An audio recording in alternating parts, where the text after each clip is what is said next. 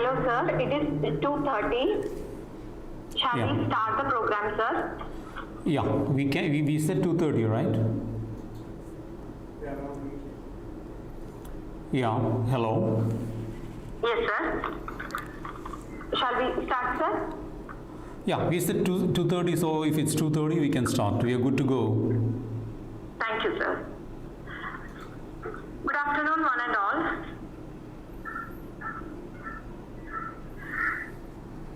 Let me give a short introduction to Shifa College of Arts and Science.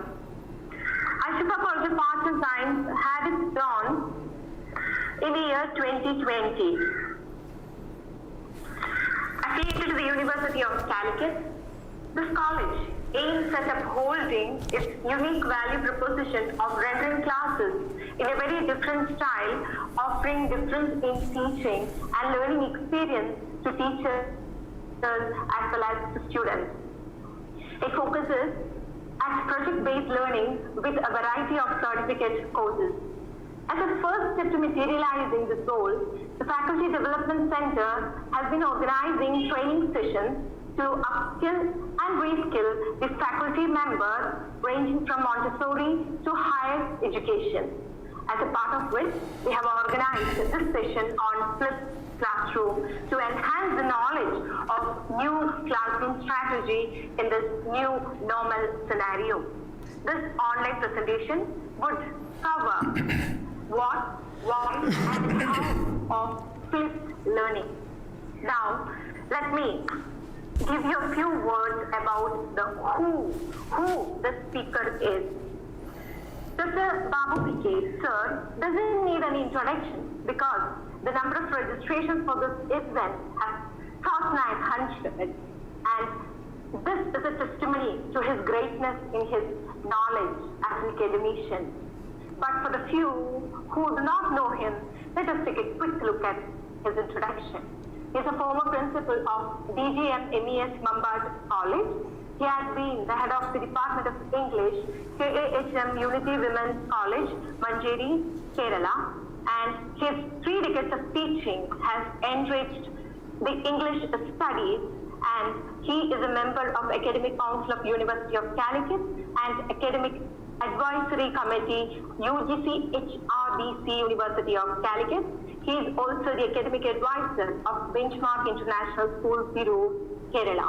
He is the chief editor of the transdisciplinary biannual research journal Singularity, and being the faculty members of Shifa Arts and Science College, we are blessed to work under this leader who instills in us the hope for success and belief in ourselves. Let me first of all welcome our visionary principal, speaker for the day, Dr. P.K. Babu sir, to this event. I welcome each and every one of you who are here and are ready to enrich and update with the new strategic learning.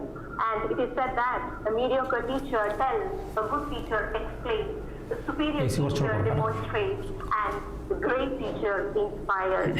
Wish you all the best to be more and more inspiring teachers. Thank you. Once again, welcome to this program. Over to Chairman and Speaker.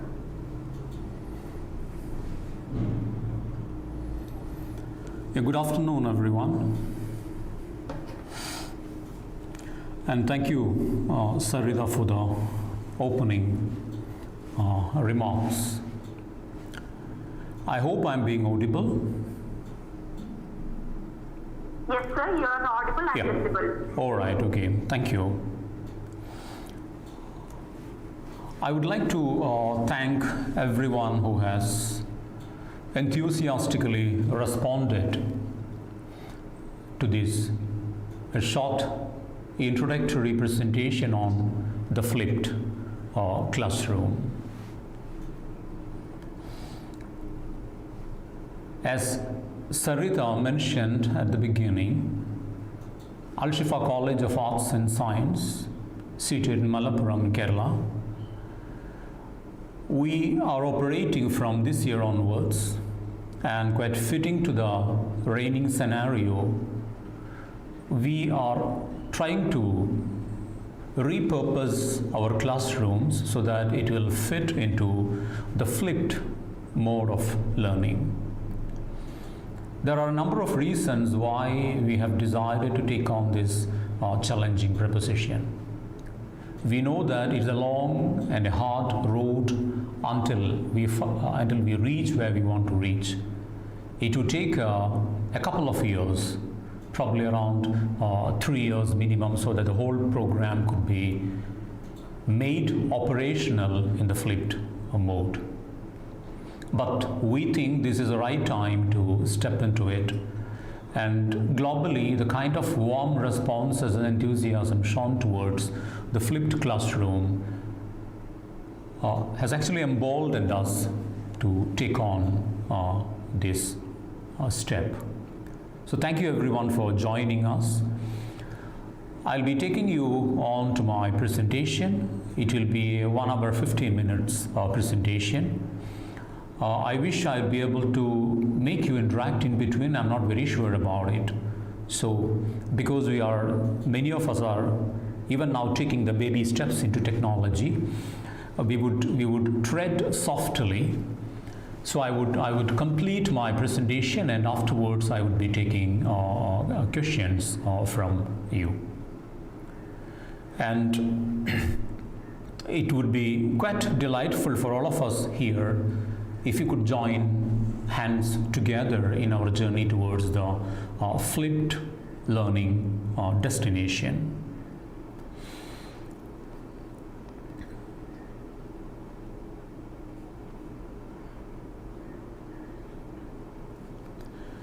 Hope my screen is visible. Yes, sir. All right, thank you, Sarita. Now, my presentation on the flipped classroom, as I said earlier, is meant to kind of awaken not just ourselves but everyone around us about the need to transform ourselves. The need for meaningful transformation which would help us effectively connect to the learners around us.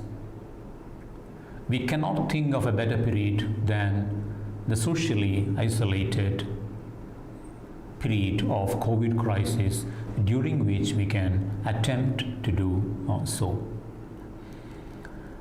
Now, my presentation would try to answer the following questions within the time available. We know that flipped learning has actually spread across the globe. There has been many variations and many takes on flipped learning. Many kinds of iterations were made possible by different enthusiastic experts of the domain. This is actually for the sake of anyone who would like to jump into the flipped learning process, what they call as the early flippers or the new flippers. We would try to take you through a definition of what is meant by a flipped classroom. Why are we trying to flip, and why are people moving over to the flipped practice more and more across the globe? And afterwards, how do we plan a flipped classroom? All practices and methodologies, you are aware that, are easy on the paper, are easy to talk about, but it often happens that when you put it into practice, it becomes more challenging and difficult. So how do you plan a complete flip? What are the stages and processes involved in a flipping mode? And how exactly do you operationalize the flip mode? And ultimately, what are the challenges involved when we start practicing the flipped mode? These are the 5 questions I would try to take up in my presentation today. and that should lay a kind of a groundwork for anyone who is interested in taking up flipped learning in the future. At Shifa College, we would be establishing a center for flipped learning training, and we will be connecting to similarly interested faculty members all across, so that we would do it together and we would collaborate and share our experiences. This is actually the first step in that direction. Now, when you come across the word flip, the dictionary meaning of the word flip is turning something around or turning something upside down. Like when you flip a book, when you flip a coin, or when you say that the speeding vehicle hit on the sidewalks of the street and it flipped upside down. So flipping is turning things around, and the better meaning is when you flip something, you turn it upside down. This topsy-turviness, completely upending a particular practice or a particular action, is a flipped action. And even though that can make people curious and say that how exactly do we take a classroom and how precisely do we turn it upside down? When we talk about flipping or turning the class around, there is some kind of a fundamental involved in the usual education practices. We know that when we talk about a flipped classroom, often in the conventional mode of talking about educational practices, we often say that in flipped mode of teaching, the homework becomes the classwork and the classwork becomes the homework. Though this is a rather reductionist, simplistic way of looking at it, it contains a lot of truth. In flipped mode of learning, homework does turn to the classwork, and classwork does get switched as a homework. But it calls for more explanation to see how this is done and what exactly are the reasons for this getting done. And conventionally speaking, you know that you have a space for learning in colleges, in schools, wherever, in all centers of education. And this particular space for learning, we call it as a classroom, even though I know that the whole of the campus is actually a wonderful location for all kinds of learning. So the space for learning is a classroom, and instruction in the classroom happens through direct delivery of the content by the instructor, the teacher. And this transfer of the content directly from the teacher to learner is what we often call lecture. And when you try to flip the classroom, one of those fundamental things we do is we reverse the proposition in such a way that lecture, or the transfer of fundamental information or knowledge from the teacher to the learner will not be given in the form of a direct instruction inside this group space called classroom.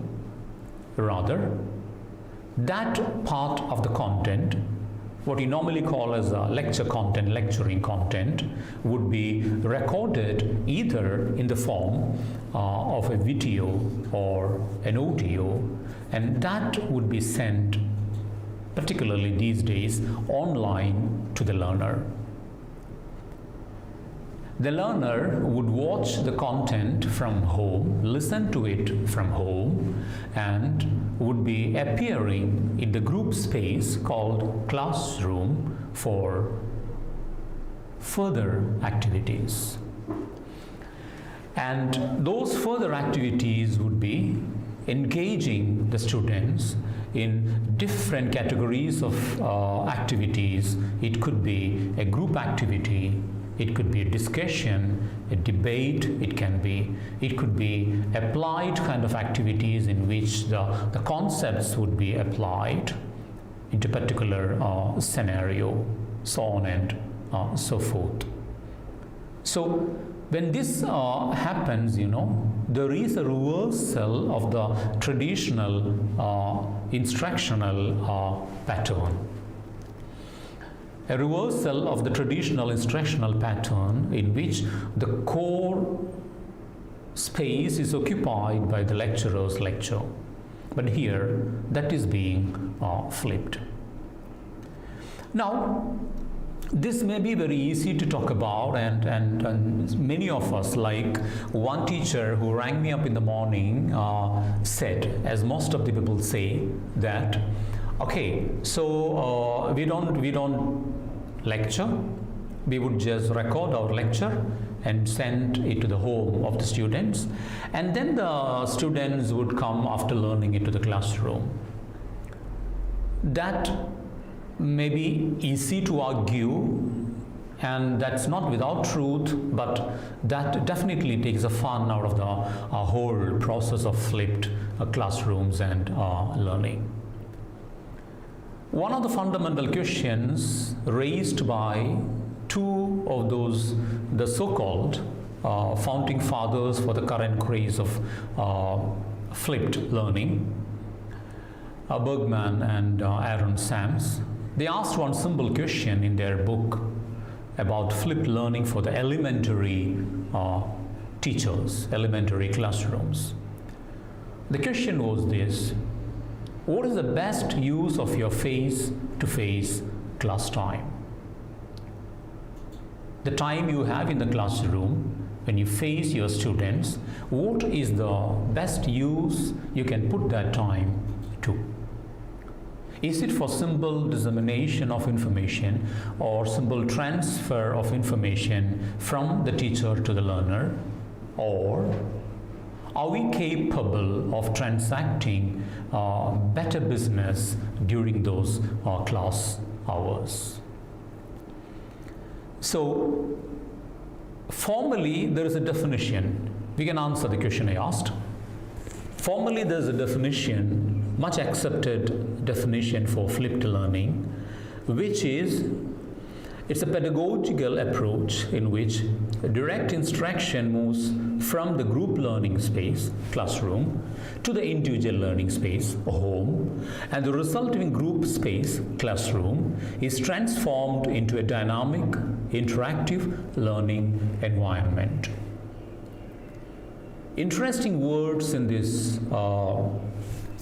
definition are like direct instructions movement from the classroom to the home space, personal space, and the group space being vacated for more dynamic, interactive learning environment. And this is fundamental because when the group space called the classroom can be used for clearing doubts, one-on-one discussions, more personalized attention being given to the learner getting more of the time of the instructor, so that the instructor would be around to help out in the so-called homework, which now becomes the classwork. And there will be more learner to learner, learner to content, and learner to instructor interaction happening in the classroom space over there. And this has actually yielded excellent results the world over, and we have more and more faculty members, educators getting converted into the concept of flipped classroom. There are lots of advantages, and we would take up one after the other different stages in my presentation. And if you ask me, is flipping something new? Like many other practices, many other pedagogical approaches in education, in one sense it is not new. It did exist in many forms, either partially or maybe in segments in the past. Anyone who believed in the social aspect of learning, anyone who believed in active teaching learning strategies, any educator who supported collaborative and cooperative practices, those who are interested in running activities and learner-centered modes of delivery in the learning spaces, they all were supporting what can be called as flipped learning in the past. We know that it was actually the publication of a book titled Flip Your Classroom, Reach Every Student in Every Class Every Day by Bergman and Sams, two chemistry high school teachers who helped popularize the craze for this. And often these two are credited for the current popularity. They initiated something which was started off by other people. Khan's Academy, in fact, came in before that. You know that Salman Khan's Academy started recording recording and keeping lectures in the video format, and those were made freely available to the student community. It was a non-profit organization, and anyone can download and watch those, and then you can go to the classroom and have a discussion with your instructor, your teacher, so that you will be able to process the information you have gathered from the lecture and apply it in a proper and effective manner. So what Bergman and Sams popularized was something which has its roots in as distant periods like in Socratic discussion modes, dialogues, so on and so forth. But the arrival of technology and the possibilities unleashed by technology has hugely contributed to the popularity of the flipped classroom strategies and easy transfer of information, and the apps and devices which are around today, and 24 hours connectedness of the youngsters around us. All these have powerfully contributed in making the flipped classroom a popular exercise today. The flipped classroom is not a monolith. It has many iterations of many kind. In-style flip they talk about, flipped mastery classrooms they talk about. So many people have taken what Bergman and Sams have put forward, started experimenting and working on it, and they have started delivering probably better results, improving what they have proposed first. Now, this is actually the introductory part of what a flipped classroom is, and why it has caught on like anything, and why the world over they are talking about flipped classroom. This is not to deny that there's criticism about flipped classroom. Well, there are people who talk against it, talk about the disadvantages of this particular methodology. But when you look at the general picture, the advantages far outweigh the disadvantages. That's why we need to give it a shot, a consistent shot, and see the kind of results it can deliver in terms of the student output. I spoke about student output because the output often depends upon the input kind of thing. And if the input we provide is in the form of the teacher's lecture, we always know that lecturing has never been seen as a very effective way of connecting and engaging the learner. So this is how it happened, if you take it very brief, even the history is very long, and this is what it means. Now, Now, let me take you to the reasons why the flipped approach has been brought into practice. Now, why flip? The general reasons are related to what I've just commented upon.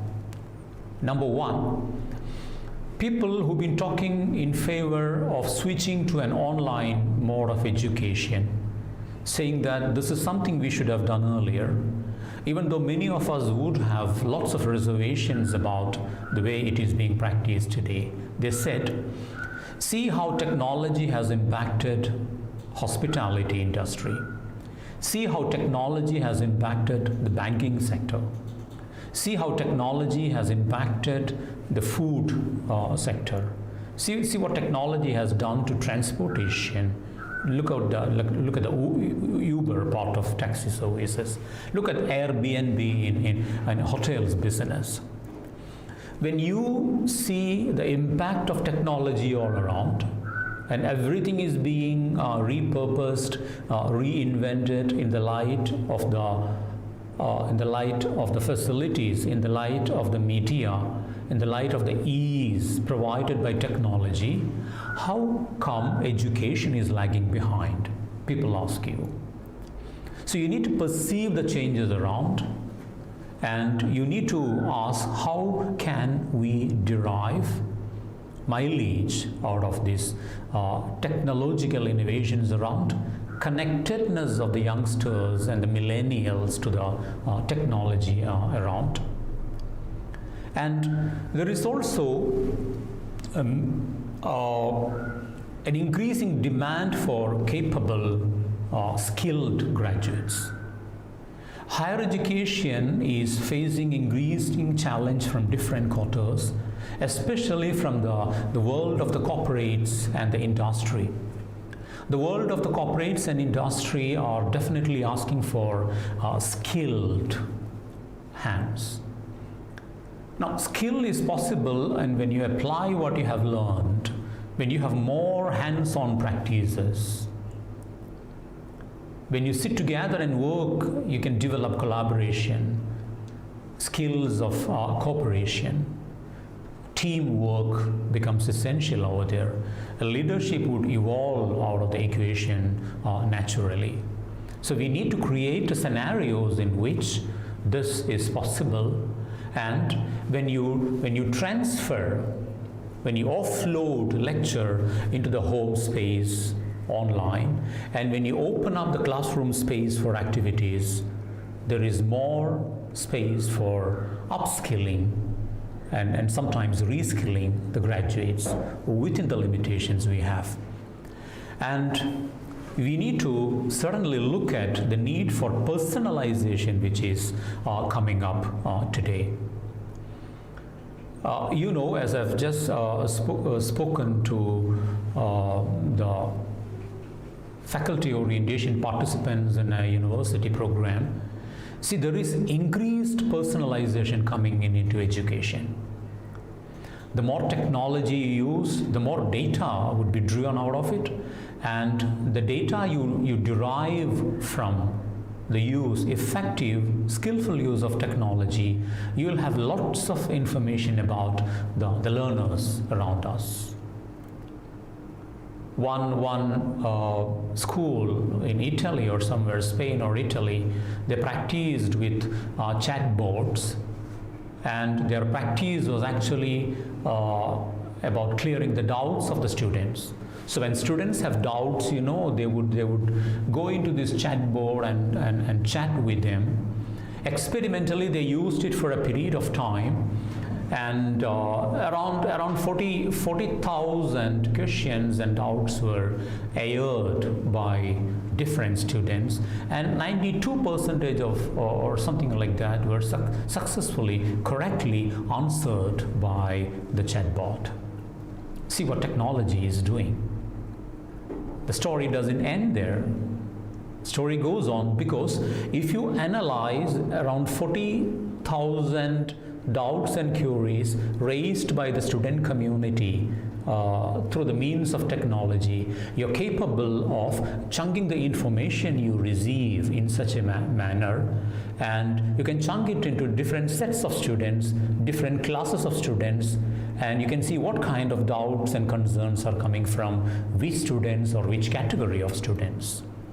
That information, if you put to good use, would definitely guarantee us a more personalized system of information sharing and teaching in the classroom. Secondly, if you flip the classroom, the other benefits are like it deepens your critical thinking and creativity. Your critical thinking skills will be triggered because you are not sitting passively in the classroom and listening to a lecture. I'm not saying that all lectures are bad, some are very good. But given an option, many of us wouldn't pay to listen to lectures. We would like to move around and do something.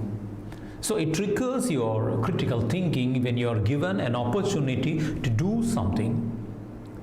Research has shown that when activities are designed intelligently and in alignment with the learning objectives and goals, it always helps and forces the students to work harder and take their learning more seriously. It helps their creativity because they can use their ideas, they can air their perceptions, they have more time to check themselves out with the instructor around. You can ask questions to them and maybe they can check out different possibilities and variations.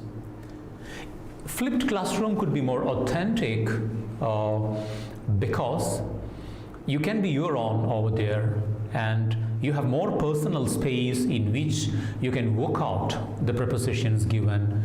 You can apply the information you gathered through the recorded lecture, and it affords space for discovery.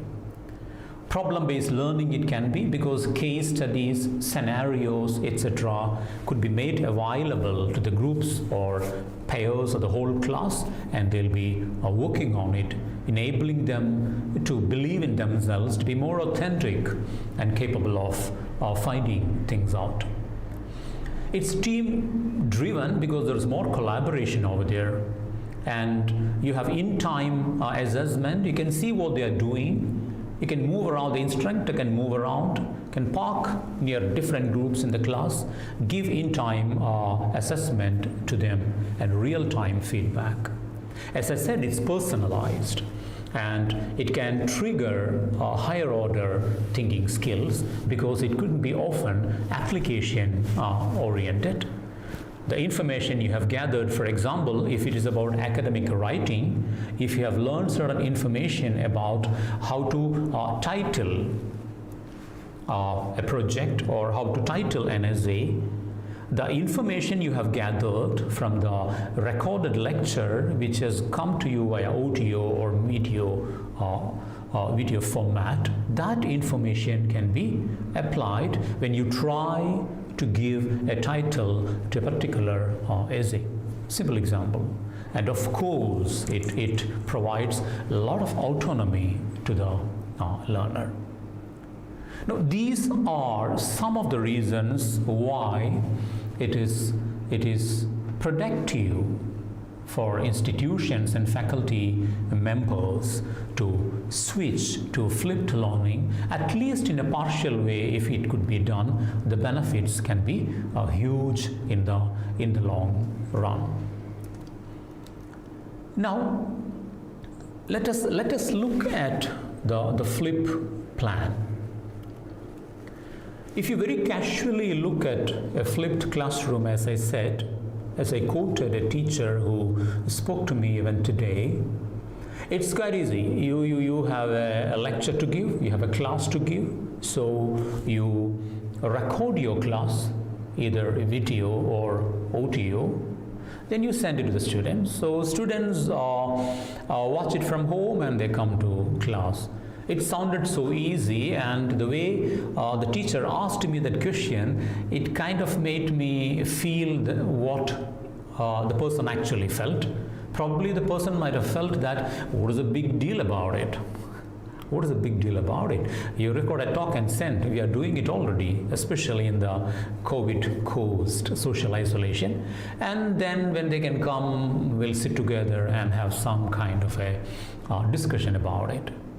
That makes it the whole flipped exercise look like an unstructured, designless proposition, which it is not.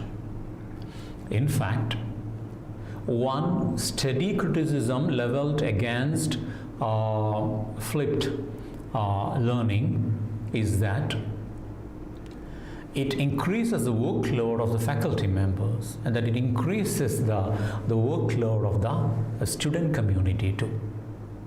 So there is a plan, and there must be an elaborate plan behind it. Now, if you are preparing to plan your class, you can flip a part of your session. You can flip the whole of your session. You can flip a particular course, a paper you teach. You can flip a whole program. This is in the order of increasing complexity and difficulty. One of the first things you do when you plan to flip one of your lessons is you identify the material to be flipped. Which part of your lesson are you going to flip? You'll have a reason for that. Okay? Or which paper are you going to flip? Or which component of the class you teach on that particular day are you meaning to flip? This needs to be identified. And obviously, whatever you try to teach, there will be a learning objective for that activity. You need to find out what is the objective. You need to know what is the learning objective, and how you flip part of your class or the whole class or whatever will depend upon the learning objective you have defined. Considering the first two elements, then you will have to look at a learning experience for them, which you have to design in such a that it will help the students meet the objectives. This is again a bit of an arduous path for all of us, but it's not impossible. We can do that, even though initially you will have to take it lightly, and gradually you will have to work on the complexity part. We'll talk about it. Now, this is actually what I've showed you earlier was a compromised and simplified kind of a plan for the flip. If you're talking about a more exhaustive and original kind of a plan, though it is more challenging, it would be something like this. You need to have the name of the course and a description of the course. Basically, a syllabus document would carry that much information. Now, the place of the course in larger program of study. For example, if you are teaching a course on speaking, and maybe if you're taking one particular component out of that, now what role has that course in the whole program?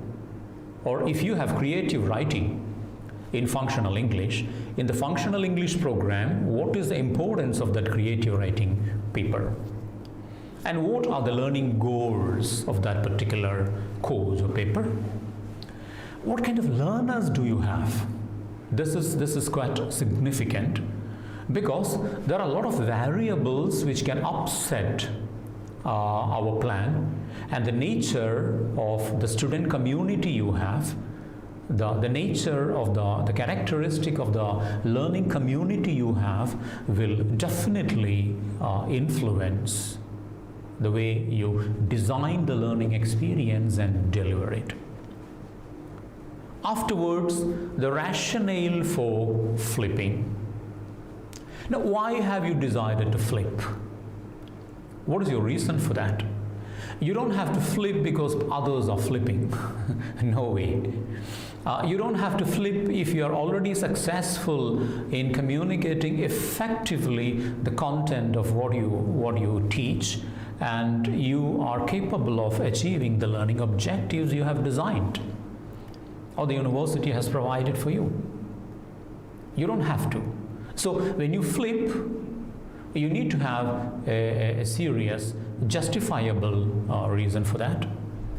Then if you are using any kind of a theory for that, if you're talking about some kind of a theory, constructivist theory, or if you're using a particular mode like team-based learning, project-based learning, something of that kind, it's good you have your foundation ready in terms of that. Then you need to have a structure for that flipped class, the flipped course. Like how do you start? How do you start off?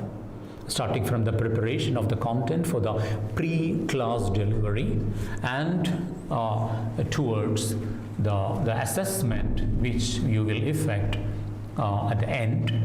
You need to have a flow of a plan, a flow of an idea which moves smoothly. Okay. Then you need to have the preparation of the learner, then description of in-class and out-of-class activities, tools you'll be using, the technological tools you'll be using to support the flipped process and learners, and assessment, finally the assessment of student learning. I ran through a couple of bullet points over there because we would be looking at the plan in 9 stages afterwards. So we have time to pause wherever it is necessary to pause. Right? Before I take up those 9 stages given by Lucy Stanton in her book on practicing flipped teaching, the titles of the books will be provided later. I will tell you that communication is a key component when you try to flip a classroom. Because there is so much of pre-class activity going on. So much depends upon what the learner has to do on his own or her own. There's so much preparation required on the part of the learner. And then you have to take them to the in-class activity, and you have to beautifully, smoothly align what happened before the class with what happens after the class. So regarding all these processes, you will have to provide clear communication, consistent, clear, and constant touch you have to keep with your learner. And it should tell them what is to be accomplished before the class, during the class, and after the class. You need to also keep them informed about the pre-class objectives, the in-class objectives separately. And these different stages and different kinds of communication definitely help us bond with our learners better. Because the research, they say, has consistently shown that if you keep constantly in touch with your learner, if you keep communicating with them on a regular basis, you can expect better performance from the learner. So flipped learning definitely provides you reasons for constant communication, and when you put that into practice, it promises you excellent results in terms of the relationship you build with your learner. And we move to the next stage called how to flip. How do we do that? And what are the challenges involved in it? We'll have a closer look at the process, because often we think that the process can throw difficulties and there must be devils in the details. Now the process runs like this. One, you have to gain attention of the students through an online checklist,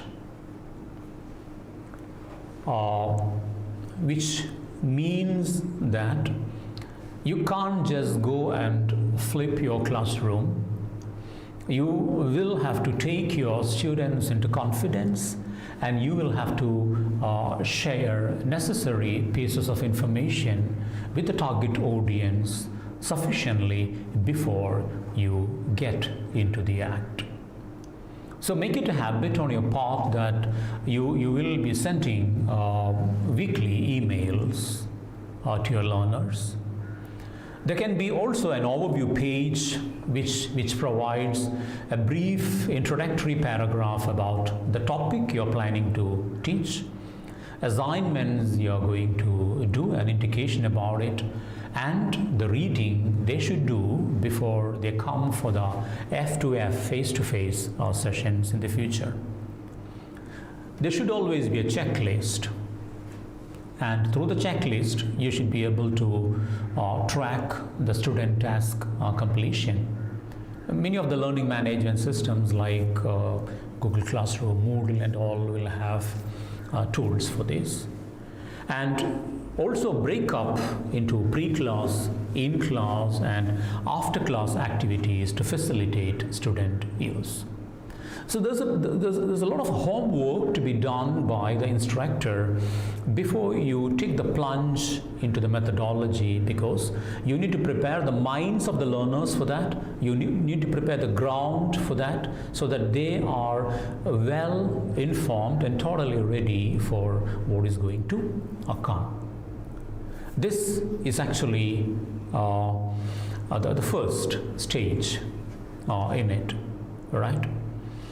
And second, before we go that, you should also talk about the perceptions of the workload.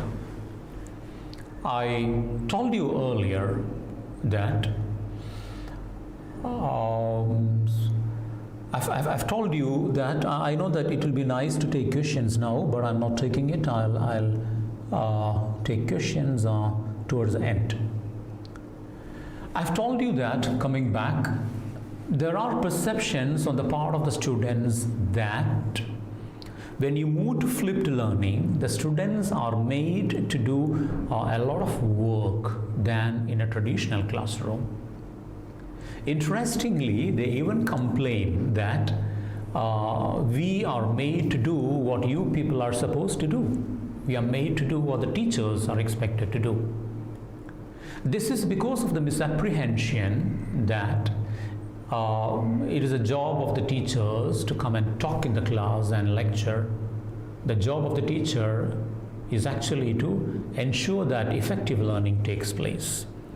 And to ensure that effective learning takes place, the teacher can definitely work on the argument and transfer the reading chunk and the listening chunk to the student, so that the learner will have more space in the classroom. So this needs to be explained to the learner well ahead. Otherwise, they think that the teacher doesn't have any work in the classroom. Teacher definitely has more work in the classroom, because even before the classroom, the teacher has to put in a lot of effort, prepare the material, do lots of homework on the technology front, on the pedagogy front, get the materials ready, activities ready, worksheets ready, so on and so forth. Then, when you give so much of autonomy to the learner, the teacher has to move around and take care of the varied kind of doubts and questions and possibilities aired by the students too. It's just a harder job for the teacher. So perceptions of workload, students may be a bit apprehensive about the workload factor. Explain it to them.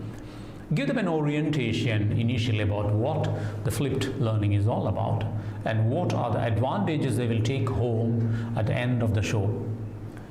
So work on their attitude toward active learning, and tell them about educational experiences and what kind of an experience they will have, and how far it will differ from the experiences they may take home from a traditional classroom.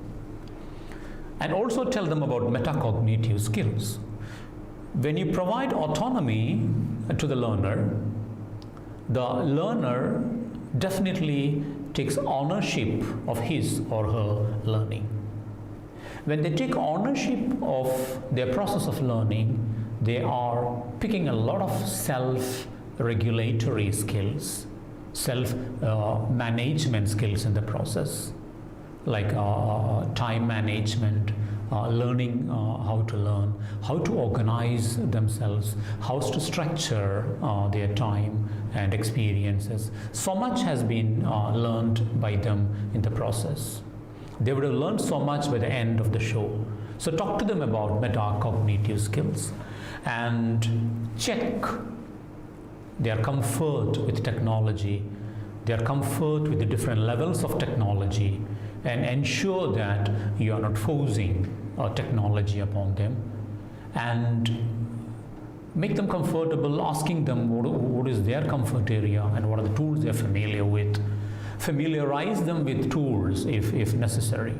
So this kind of an orientation should be provided to the students regarding what is meant by the flipped kind of learning and what are the serious takeaways from that if you follow such a methodology, and what are the gains from it, and how much hard the teachers will have to work to deliver a flipped learning experience to the learner. Second, also mention, related to the first one I said, inform the students of the objectives clearly. Right? As I said, if you have a consistent, clear channel of communication with the students, you should be able to communicate clearly to them the objectives throughout the learning process. Here, we are not talking about the learning objective of the whole lesson, as you call it, or the whole class, as we call it. We are talking about if you break the learning experience, we will do that. If we break the learning experience into different components, different chunks, if you break it into different activities inside the classroom, obviously we'll have different set of objectives for that. And these objectives should be made clear to the learner.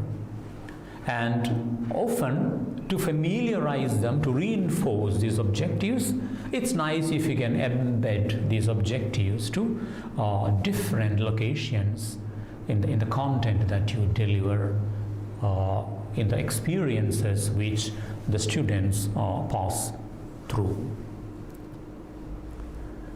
And thirdly,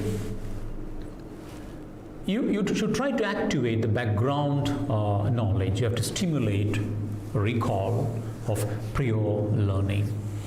And when you try to stimulate a recall of prior learning, activating the background knowledge, you will have to prepare yourself with activities designed in such a way. Right? Because first what you do is you are providing the lecture to them. The lecture is given in a recorded format. They get the lecture in a recorded format. Whatever you do in the classroom for the in-class activity after the pre-class lecture is that they should be able to draw from the lecture, and whatever information they have with them from the lecture, they should be able to process it and apply it for the activities over there. This they should be capable of doing. So when you run activity or whatever in the class, work in the class, group work, scenario analysis, whatever in the class, that should be done, designed in such a way that they should be able to draw from the material you have provided in the audio or video format. Then this is about presenting the content. As I said, the content presentation in a flipped classroom is split into two. In the first part, you have the pre-class lecture coming, the lecture which you have recorded and you have delivered it, let us say online, to your learner in the video or audio format, a vodcast or a podcast, right? And this pre-recorded lecture component or reading material, that is actually the first part.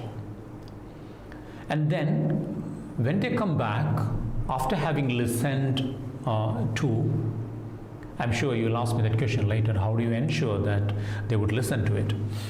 So after they have come back, after listening to the material you have given to them, to check up they have listened to it, you go for like maybe a quiz format, or you'll go for a discussion, or gap filling activities would be given to them to check they have learned it.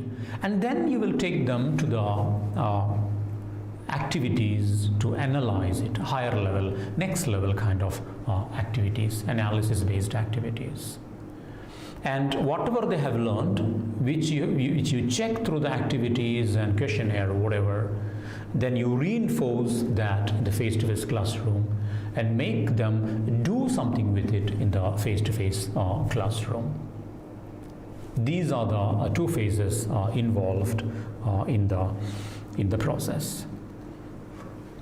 Now, when you do that, in the next stage, provide learning guidance. All right?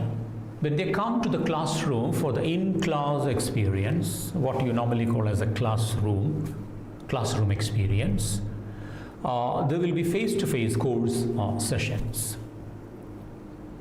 And during these face-to-face course sessions, you have to provide individual guidance wherever possible, wherever called for. Because one of the biggest advantages of a flipped learning process is that a lot of time is freed in the classroom for the interaction. The moment you take the lecture out of the equation of the group space and send it home, you have so much time for the interaction there. So that should be used for more face-to-face activity and guidance inside. This is quite important.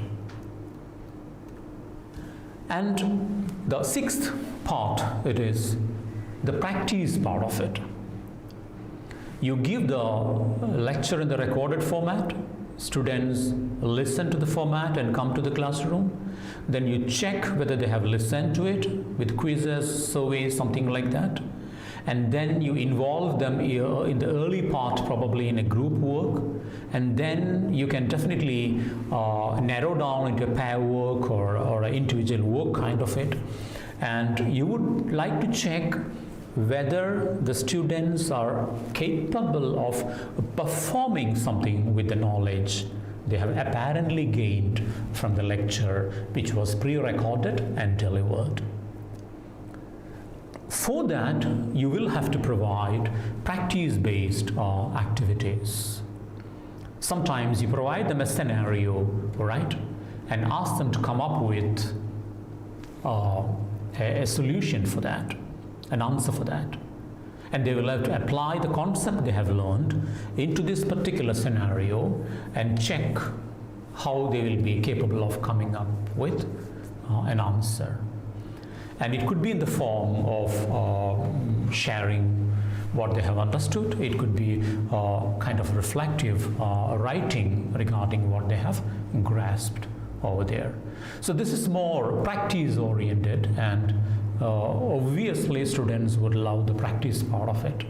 And if they haven't listened to the lecture and they are not ready for that, if they have knowledge gaps inside, it would be difficult for them to perform in the session we are talking about. Now, feedback is quite important. There will be lots of opportunities in the process where you can provide feedback. There could be structured opportunities. I mean, like each activity, it becomes possible. Even after the quiz, it becomes possible. So you have to embed opportunities for feedback in different sections of the face-to-face classroom sessions. This is quite important because it helps them to take stock of what they have listened to, what they have learned, and how they have understood it, and how they are applying what they have understood into a particular context. And it must be consistent, as I said, and there are opportunities for peer feedback also, because they will be indulging in activities of that kind. And as I said, during different stages of the learning process, there could be formative feedbacks given by the instructor, which would be very useful for the learners there. Without waiting for very formal kind of feedbacks, the flipped classroom also provides opportunity for lots of informal feedbacks given on the strength of the relationships you have built with the members of your cohort, members of your learning community. And assessment, I'm not spending a lot of time, but because each of these 8 stages I've spoken about is actually worth sessions. There are books on it. And obviously, Shifa is planning a series of workshops on a flipped classroom in the future, taking up each component at depth. But there will be summative assessment as usual, and we try to give more importance to the formative assessments which come on the way. There need to be varied formative assessments, and you can go for innovative ways of assessing them formatively. And there will be more numbers, there will be more variety, and there would be innovative ways of testing them, checking for ourselves how far they have taken in the knowledge we have provided to them. It becomes quite important in the process, because the whole exercise of the flipped classroom, is meant to heighten the quality of the teaching learning process. The final winner should be the learner, in the sense that the learner would like to maximize the takeaways from the teaching experience. And finally, we need to look at how we can enhance retention and transfer of knowledge. All right, your students learn phonetics, right? They learn the symbols, right? They know how each consonant or each vowel is pronounced. So we need to check whether they have internalized this knowledge, whether the knowledge would come out naturally out of them, and whether they will have the ability to transfer that in a different setting, or in the same knowledge, the knowledge they have gained, whether they will be able to apply the same to another classroom where this will be called for. Often we talk about how our students score very high, for example, in the science of pronunciation, but in actual speech they do not put it into practice. So allow them exposures, different kind of exposures, and give them opportunities to expose the concepts they have picked in the classroom, and these repeated exposures will help them use their understanding, and that would provide chances for them for repeated engagement with the topic. And all these opportunities definitely will help reinforce what they have learned. And let me take you back to the two important components we have mentioned earlier. One is the pre-class instruction. In the flipped classroom, as you have understood, in the flipped classroom, one of the significant changes is we do not lecture inside the classroom, but we would pre-record our lecture. This is pre-class instruction. And this pre-class instruction is quite important because students will rely on this, and you are providing this in a recorded format, and the recorded format does offer lots of conveniences. One, they can listen to it at their own convenience. They can listen to it at their own pace. They can listen to it repeatedly, and it would be with them for a long time, unlike a lecture which you deliver in a classroom at the beginning of the program. They may have it with them. They can recover it whenever they want. They can listen to it again and again. But when you go for a podcast or a vodcast, like an audio or a video, number one is, wherever possible, see if you can provide them the options, like they would like to have a video or an audio. See how the teacher's job becomes challenging, difficult over here. But some of your students would be like auditory, they would go for the audio part. And many of our students, as you know, are into the visuals too. It would be wonderful if you can provide an option to them in terms of the formats they prefer in the video or audio format. Then, equally important is the length of the broadcast you go for. You should use short videos, 10 to 15 minutes chunk. This is what you should use, 10 to 15 minutes of chunks of information. Anything longer than that, the maximum you can go for in a higher education institution classroom would be 20 minutes, but I would recommend 15 minutes. So there should be segments of it. Your lecture, what would have been your lecture would be broken down into components of 10 15 minutes. That is the ideal length of time to which you can talk without losing your audience in the process. So break it down into non-repetitive chunks of 10-15 minutes. And they should be watchable separately, right? They should be listenable separately. So when you order it, maybe you can make it sequential or even non-sequential, but it's key to the whole experience that you chunk it down into smaller components of 10 or 15 minutes.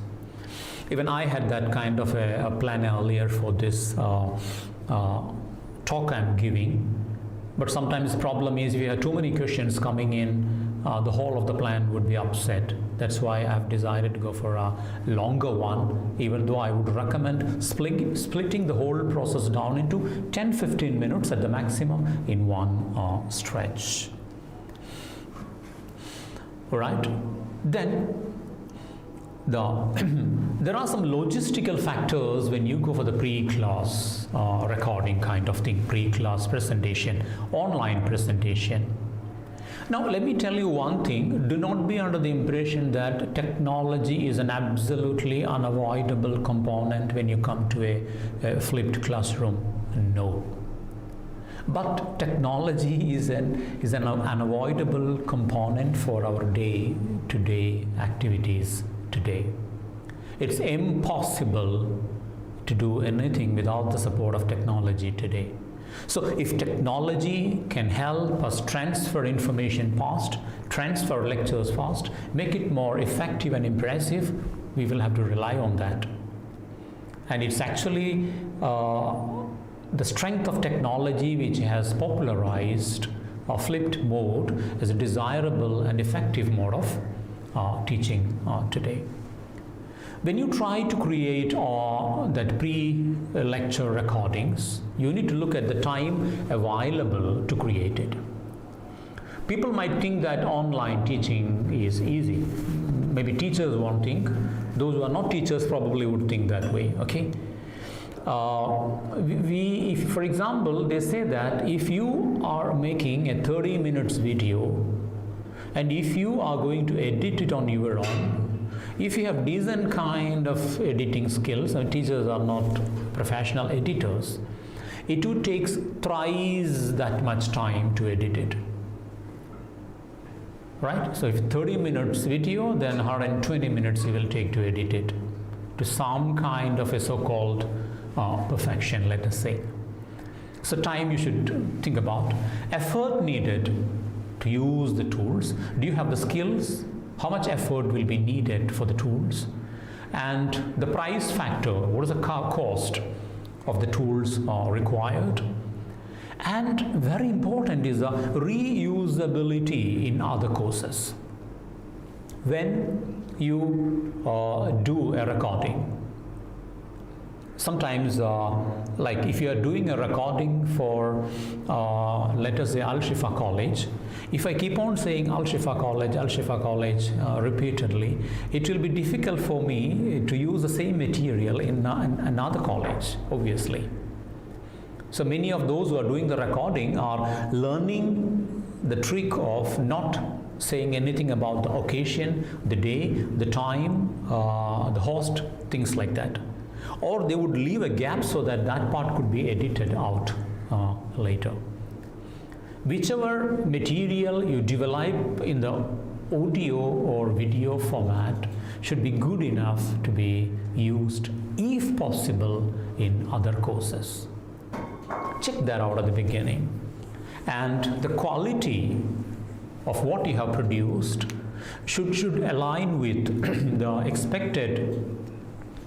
expected instructional use and pattern. That becomes important. If it doesn't have quality, I'm not saying that all video should be of professional quality, but I'm saying that it should be of decent quality when you put it in circulation for others to use. Now, in-class activities, after the pre-class production, pre-class delivery, you will come to the in-class activities.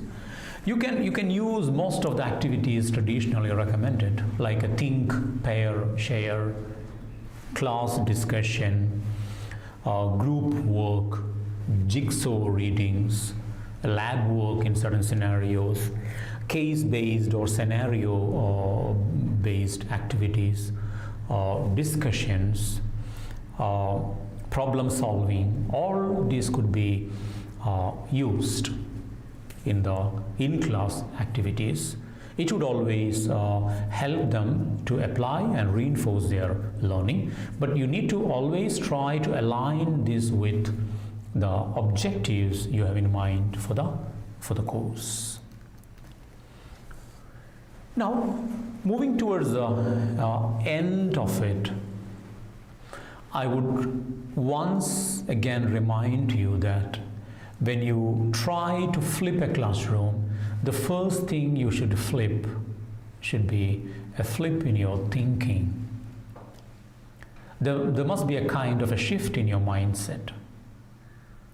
There are lots of ways and lots of justifications for rejecting the flipping altogether, saying that, well, this is not going to work.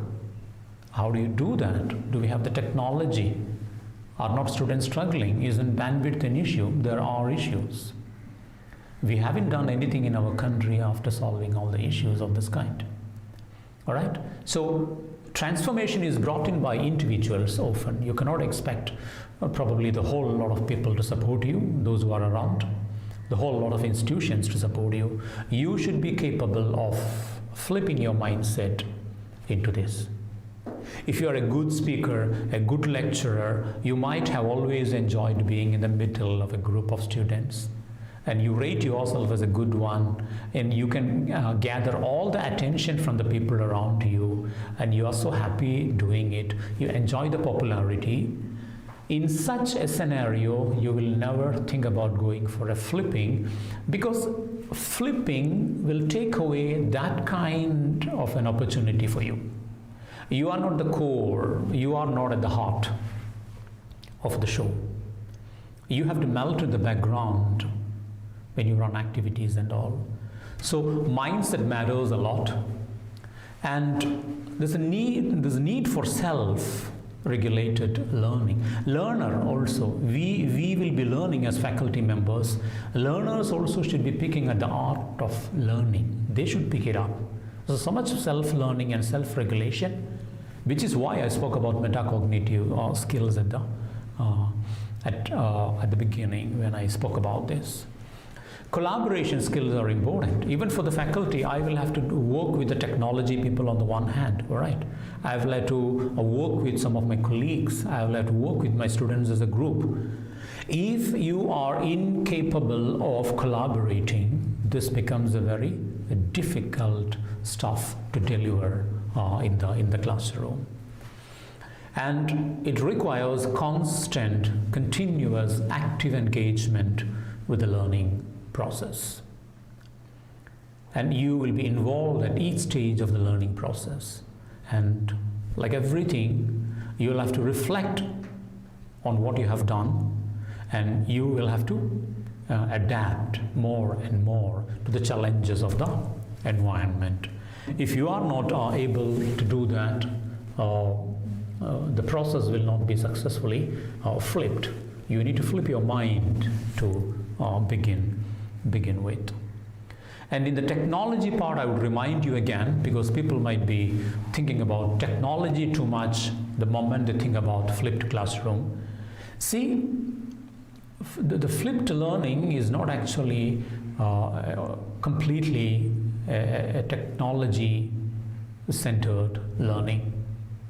It's a kind of a pedagogy in which you reverse certain practices of a conventional classroom, and it will be supported by technology because, as I said, technology is such an efficient and effective tool, convenient tool, and everyone is connected to everyone these days.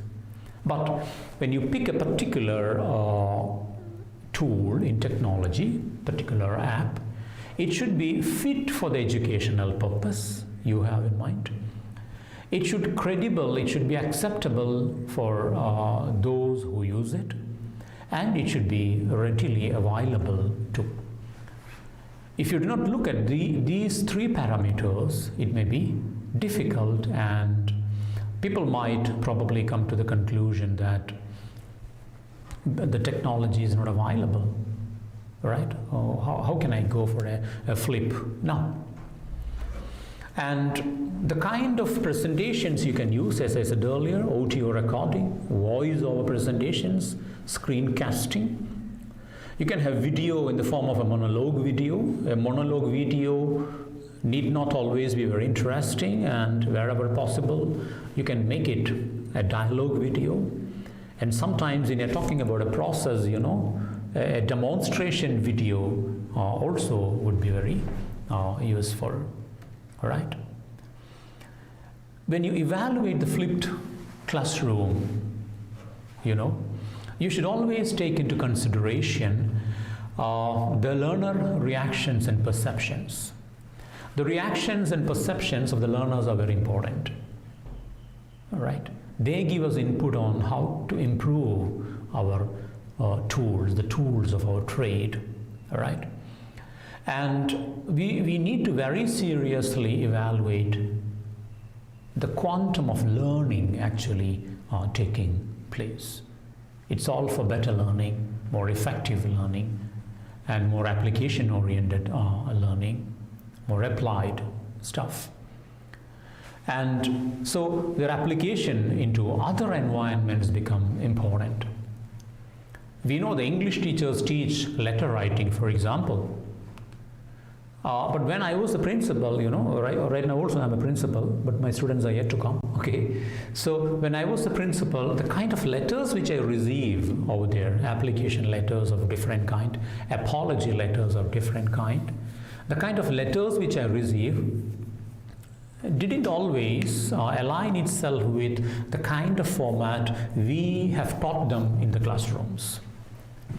And when that happens, well, we are not convinced about the application of students' learning to practices and environments around.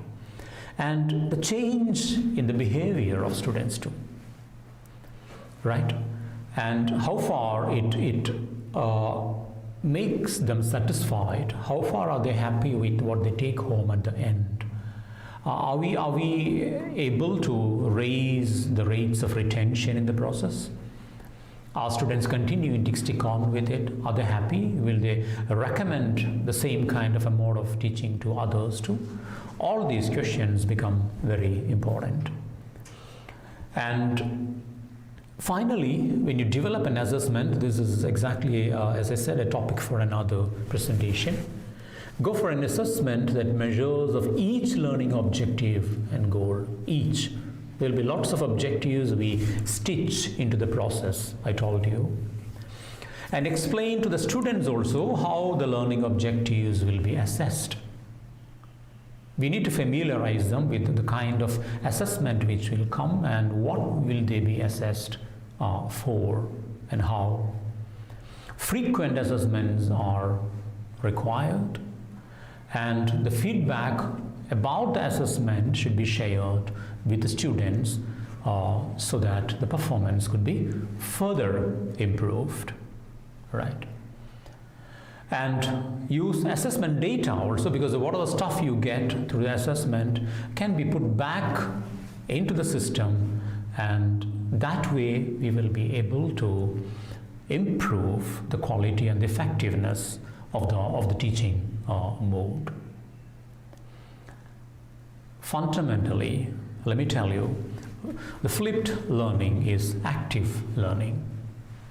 Active processing of information through discussion, thinking about and applying. Through test papers and presentations, projects, they're practicing the same material, They reflect on what they have learned and apply that. And often you make them participate in challenging and seriously engaging activities.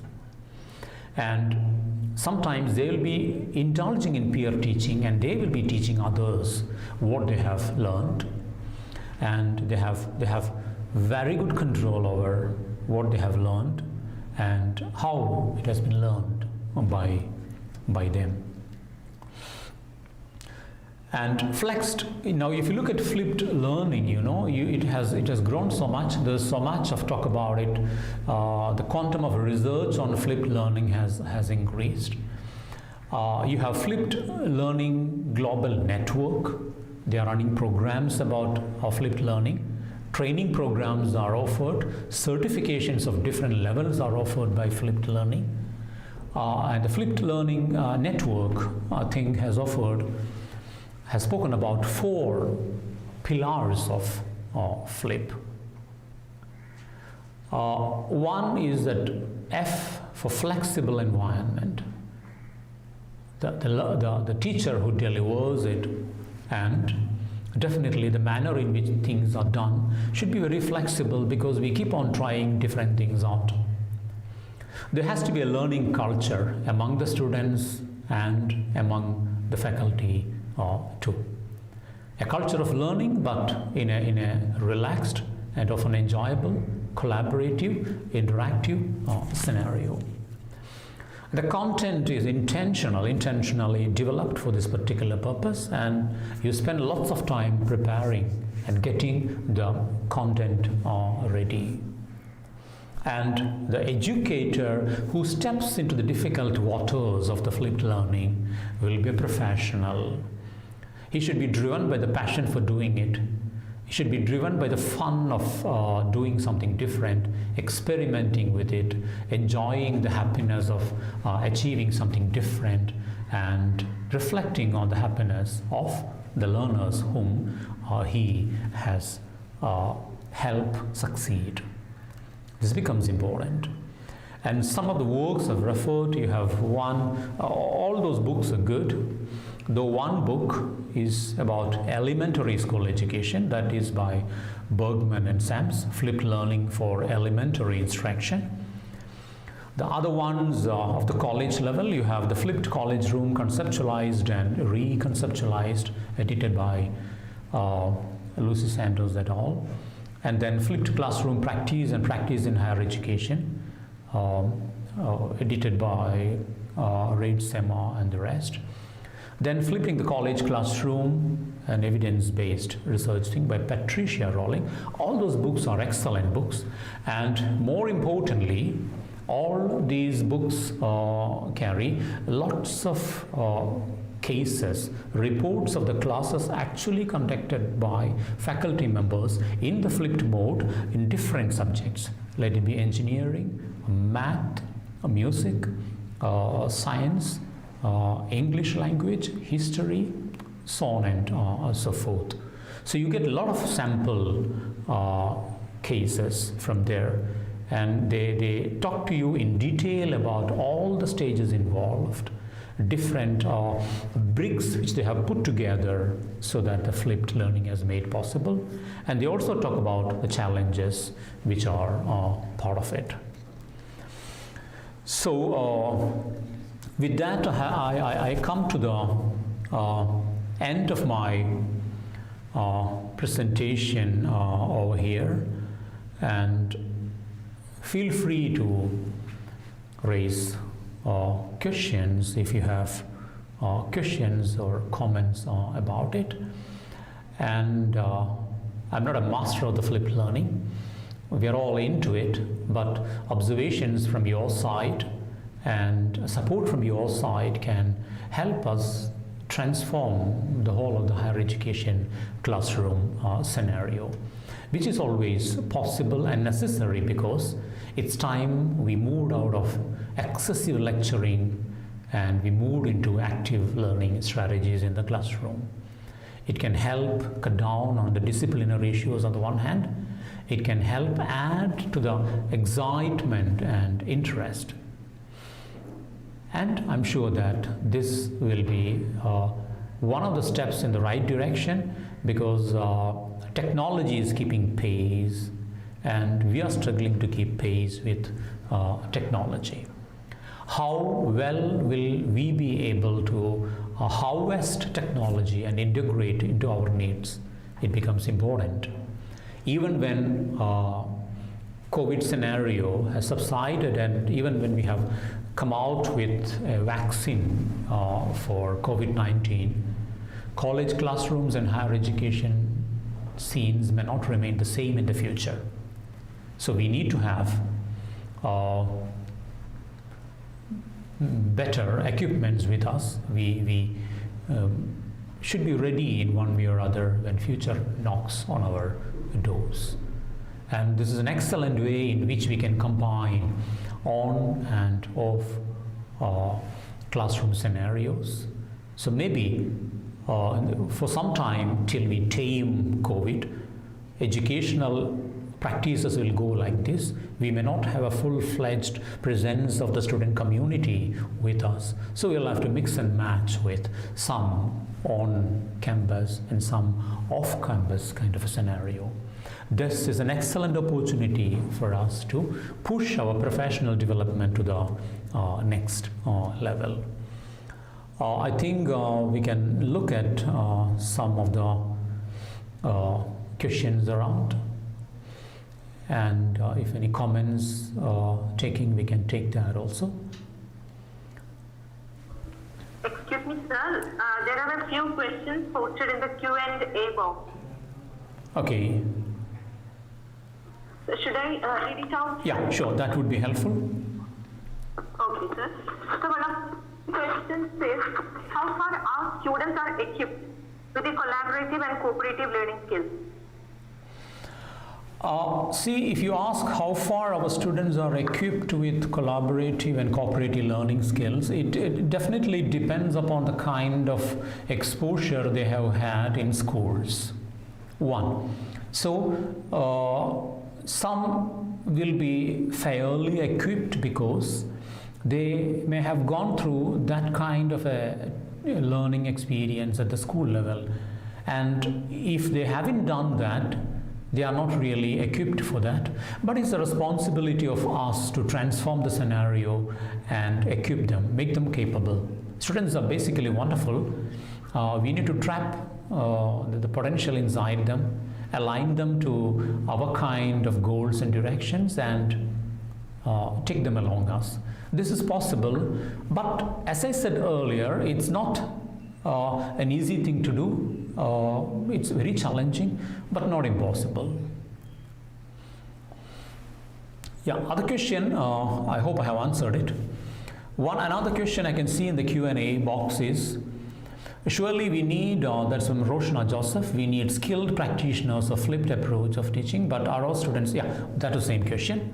And Dr. Soma Das has asked about which platform is the best and student friendly for flipped learning. There is one size fits all kind of a platform. You can use a variety of digital platforms. If you have a college, effective college LMS, learning management system, you can use that, or a platform like Moodle can definitely be enough. Google Classrooms can help. And even when you do that, there are many tools you can use from many other contexts, many tools provided from the online mode, which can be used. So there's not one flipped classroom mode as such, I would say. Yet another question I have here is like, what are the major additional investments called for in terms of infrastructure, technology, and skill needs to be taken into consideration? Good question. Thank you. See, investment would come in two forms. Definitely, technology investment would be wonderful. I have written somewhere that the way things are heading, each college should have a fully equipped technology wing, in which if we'll have to just go to the studio over there and we'll just deliver our lecture, which will be recorded, and the editing and everything will be done by the supporting staff over there as per our directions. So there must be reasonable investment in terms of technology. And when you talk about a media room and recording facility, obviously that includes infrastructure too. Skill sets required, we don't have to be an expert in technology for that, because most of us, even those who are in the Middle Ages, on the wrong side of the Middle Ages kind of thing, we have we have decent skills, I think, but we'll have to reskill and upskill ourselves in terms of maybe use of certain editing softwares, right? Recording softwares. Some of those assessment tools can be used over there. And when you come to editing and all, simple things like titling, subtitling, adding a title, breaking a video into different pieces, breaking down an audio into certain chunks, these skills would definitely become necessary when you move to a flipped classroom. Skill sets also include, those human skill sets. You need to be a wonderful human being. You should have good relationship skills. You should be able to bond well with your learner, grow down to their level and walk along with them. You should have the capacity to remain in the background and step out when help is called for. So a set of soft skills aligned to a teamwork, time management, and more than anything, the drive to perform. Ready to take a challenge heads on, risk-taking mentality becomes necessary. Yet another question is, will this be relevant when the pandemic is over? Pandemic will come and pandemic will go. Okay. So I'm not saying that pandemics are welcome, but see, the world of education we get back to after the pandemic is not going to be the same, and we are not going to be the same. Our students are not going to be the same. Technology, understandably, would have made serious inroads into our classrooms. And when technology makes serious inroads into teaching learning practices, we should rise to the occasion and be ready to take on the challenges over there. I don't think we would go back. We would simply fall back to where we were after the pandemic is done with. I don't think. And this is we are not talking about flipping into turning into a flipped classroom because of the COVID or pandemic or anything like that. We are talking about moving into the flipped learning methodology because that has been proved more effective. That can connect easily with the millennial learners you have, that can make use of the technology, that delivers better results. That's what we are talking about. And how effectively can we conduct classes in flipped learning model for the smaller classes? Smaller classes, I do not know how small is the small we are talking about, but most of the college classrooms will have strength starting from 24 or 26. And it would be more effective in a sense because you have less number of students over there. And then, as Bhima asked, flipped learning can be done for all the classes, or it can be done for certain. No, it can be done for all the classes. One of the books I have mentioned by Bergman and Sams is about applying flipped mode of learning in the elementary classes. It's a beautiful book. Okay, so it can be conducted in all classes, but at the beginning, majority of the classes were done in mathematics in flipped. Then, because of STEM and all, science, technology, engineering, maths, science, it was rampantly used. Now it has moved into social sciences and humanities, and it is done in all. But if you are a new flipper, you're going to flip for the first time, I would advise you to start off with something easy to flip, so you can learn the process, something easy, something comfortable. Then when you decide on which part to flip, it's always relevant to look at something which is otherwise difficult to teach. You can try to flip over there, right? So those are some of the tips I can provide. How can we conduct a flipped classroom in online mode? In online mode, you cannot conduct a properly flipped classroom. No, because it's a combination of pre-class, which is online, and in-class, which is face-to-face. So strictly speaking, this is not possible in an online mode.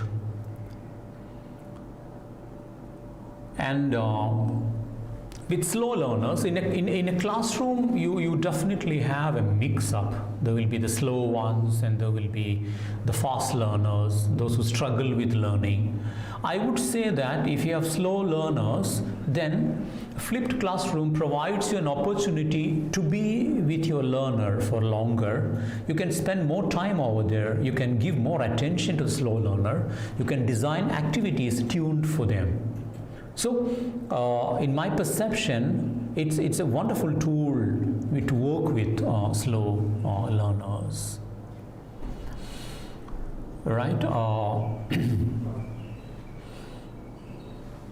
Then you have Kabida Sahu talking about it, saying that her question is, thank you for the comments, Abida. When students are not sharp, then how can I motivate them? See, one crucial part definitely is, can I get some water please? Yeah.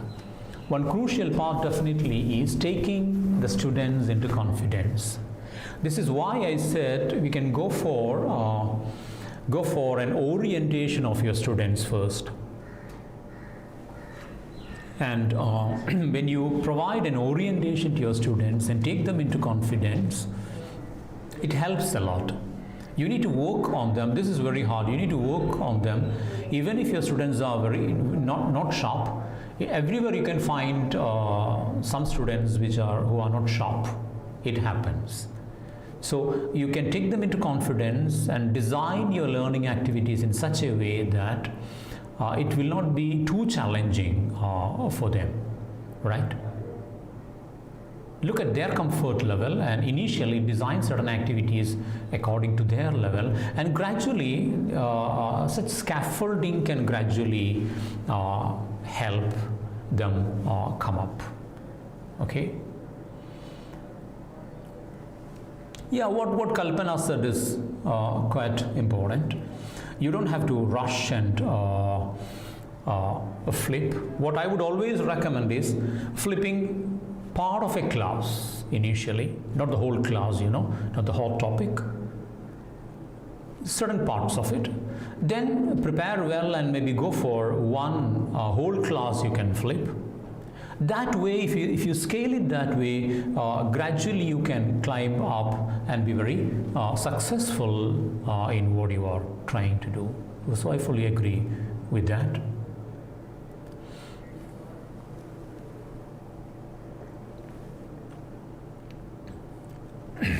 Yes, do we have more questions or comments coming up? Yes, Mujtaba is trying to say something. Yeah. Yes. Yeah, how can we encourage more traditional faculty members to embrace the flipped classroom approach? Well, that is the challenging part of it, Dr. Mujtaba. See, one thing we can do is, it may not be always possible to attempt a new pathway taking everybody along. There would be critics. And as I said, a flipped classroom calls for lots of preparation, lots of hard work on the part of the faculty member. So one who is one who has been teaching for 10 years, 15 years can just walk into the classroom and deliver what he calls lecture, and could be under the assumption that he or she has been well understood. That's an easy part. But you do it in your classroom, impress your learners with it, and if your learners are happy with it, you can share your experience with them. You can let them watch what you're doing, and you can let them look at the feedback which comes in, and this way gradually you can even help them flip. That is also something I can recommend. You can ask them to try flipping, and you can support them in their effort to flip. And when this happens, slowly some of you will be capable to turn those reluctant traditionalists into new flippers. It's not easy, I agree with you, but it's worth a try. There were many institutions in which this has been made possible. One person starting it off. Even if you look at Bergman and Sams and all, they were quite solitary people trying to do that earlier. Now look at the huge group of educational practitioners who have joined them in the process. Right? Yeah, formatting exams while learning happens in the flipped mode. Assessment is a challenging part because exams, summative exams, for many of us in our universities, we don't have a lot of freedom in redesigning or repurposing our exams and all. Okay. So exam format may continue as it is to be, as decided by the university, kind of thing. But flipped mode is often not completely driven by the exam grades and such things. Generally, our learning is driven by exams, scores in the exams and all. Flipped is one mode in which we try to give more importance to the true learning, application of the learning, skill enhancement, connecting to what's happening around the world, applying the knowledge you have gathered to another related domains, I'm sorry, so on and so forth. So, format of exams, we don't have a lot of freedom in the summative, but in the formative assessments, we do have freedom. And of course, you're right, Naufal, it's more experiential way. So certain skills you provide to them, exams will not test it, but life will test it, career will obviously test it too. We do have our limitations until and unless we convince the authorities to switch themselves into the kind of mode of assessment flipped will support. But summative can even continue to be the same way.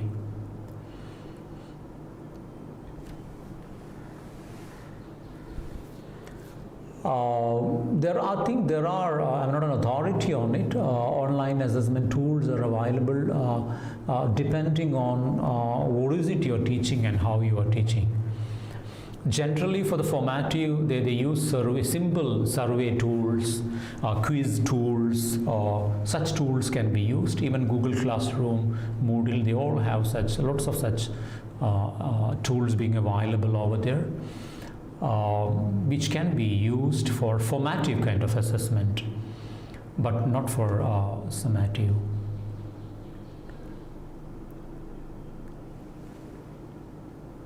Now another question is like that,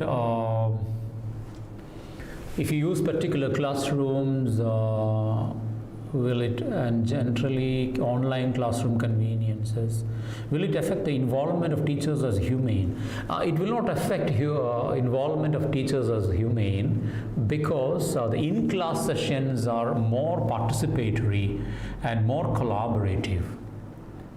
You have better chances of understanding your learners. You communicate more with them. You listen more to them than in a traditional classroom, right? And when that is possible, definitely your bonding will be stronger in flipped learning. If there are inconveniences regarding technology and all, that should be taken into consideration when you design it, when you go for the decision to flip it.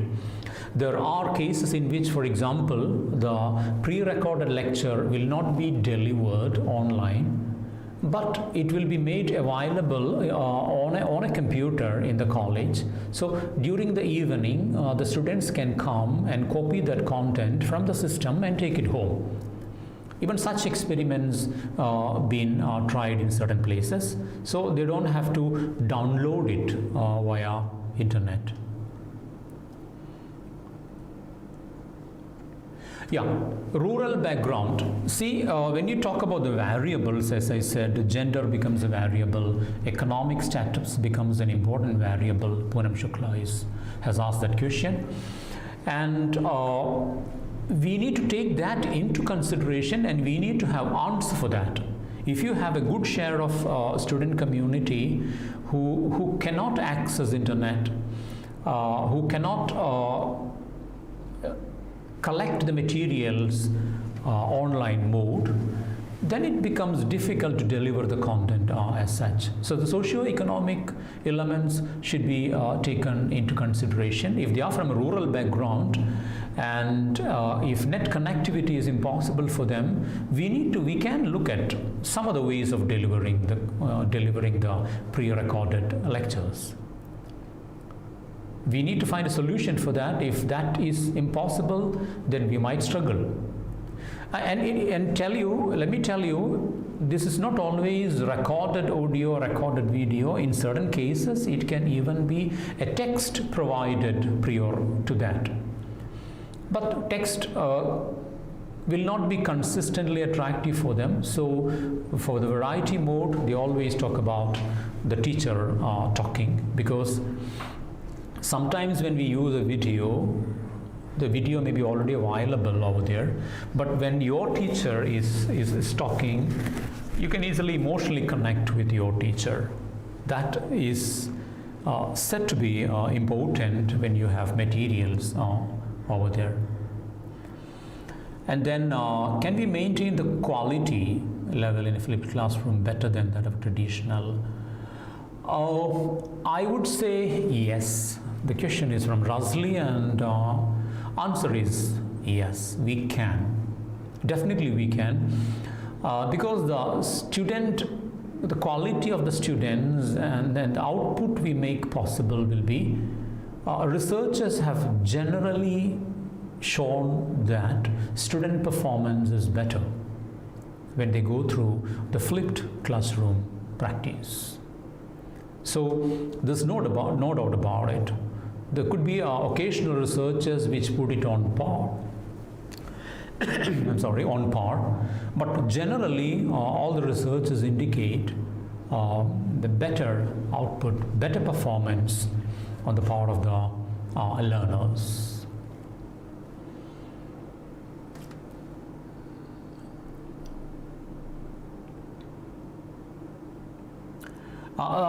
That I think, is it possible for all subjects? It's possible for all subjects. I repeat, it's possible for all subjects.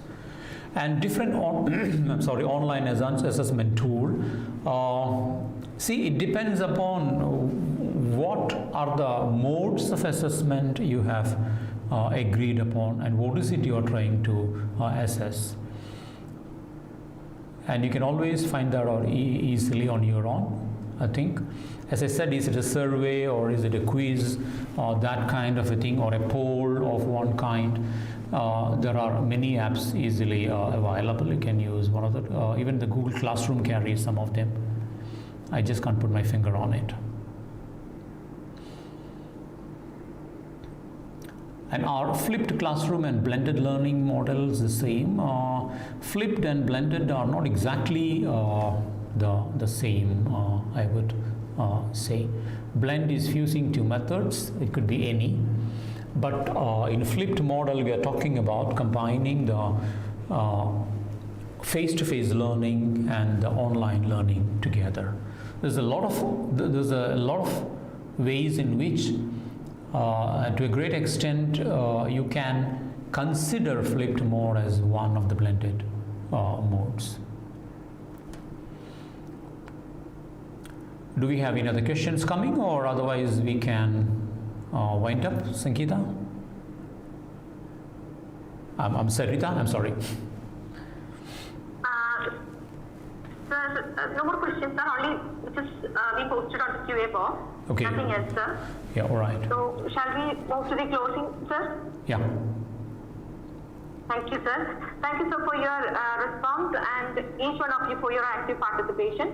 Feedback form will be shared in the WhatsApp group, and if at all you have not joined the group, kindly text me. To propose vote of thanks, I would like to have Dr. Shaman, IQAC coordinator and head of the Department of Commerce. Shaman, sir, please.